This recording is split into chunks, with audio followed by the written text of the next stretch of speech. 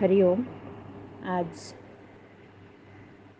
शुक्रवार 28 जून 2024.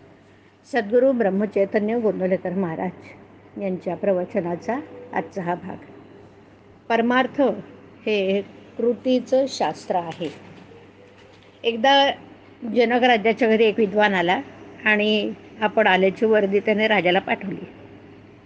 आता राजा आपली पूजा करेल असं त्याच्या मनात आलं. हा त्याचा भाव समजून जनक राजाने निरोप पाठवला की आपण एकटेच यावे. त्याप्रमाणे आपण अभिमानाचं गाठोडं बाहेर ठेवून मगच रामाकडे जावं आणि तसंच सद्गुरूच्या घरी पण आपलं भांडवल बाजूला ठेवूनच जावं. मी कोण याची जाणीव जोपर्यंत राहते तोपर्यंत दुजे पण आलं. अभिमान वाढवण्याकरता देवाकडे नाही जाऊ.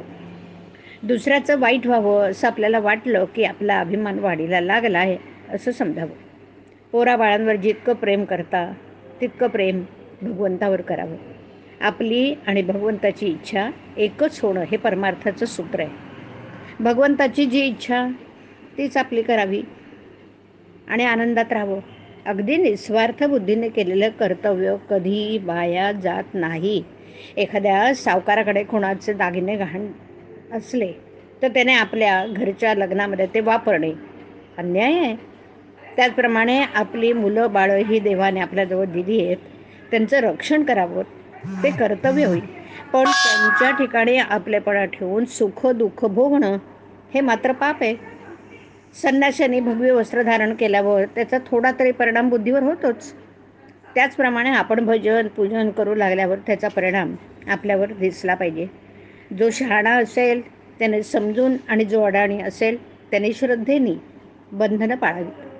स्वतःच्या मताबद्दल आपल्याला पूर्ण खात्री असावी. त्यात घोटाळा असू नये. मनाने आपण खंबीर झालं पाहिजे. ज्याप्रमाणे पांढरा कपडा मळण्याचा जास्त संभव आहे त्याचप्रमाणे सत्कर्माला विघ्न फार येणार. त्याला न जुमानता आपण सत्कर्म करावे. आचार आणि विचार ही दोन्ही जुळली म्हणजे उच्चारही तसाच होतो.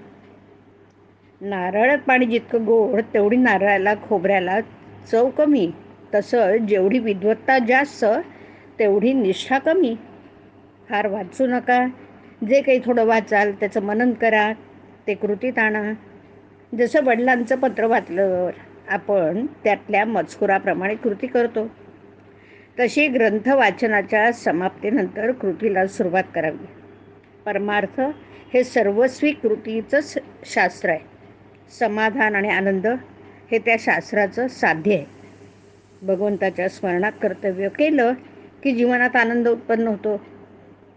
सर्व काही करावं पण खरं प्रेम साधनावर असावं. हरिओम. हरिओम तत्सत. हरिओम.